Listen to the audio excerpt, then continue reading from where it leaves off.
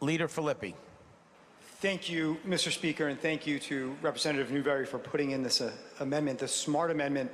We all know the story, the boy that cried wolf.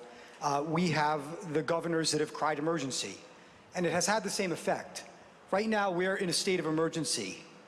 Does anyone feel like it? When you go to the beach, you go to the store, does it feel like an emergency? It's a joke. It's turned into a joke because we've extended it far longer than we should. We've allowed the governors to do whatever they wanted. That's our fault. We dropped the ball for about 9 months.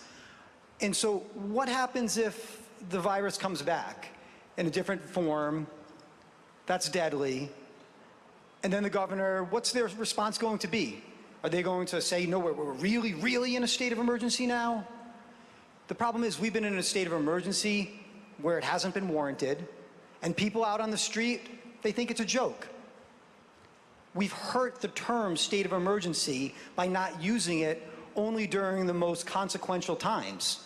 We've used the term state of emergency, and we've remained to this day in a state of emergency when it's not. It just isn't. It's an insult that we're still in a state of emergency. It is an absolute joke out on the street, and we have hurt our future disaster response by allowing this to go on.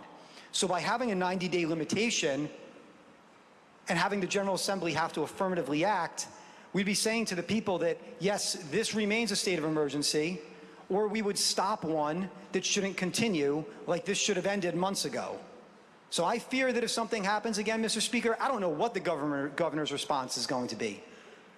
There's no double state of emergency. There's no higher level than what we're at. And no one believes it. It's not how we're living our lives. And it's insulting that we're still in a state of emergency. This should have ended a long time ago.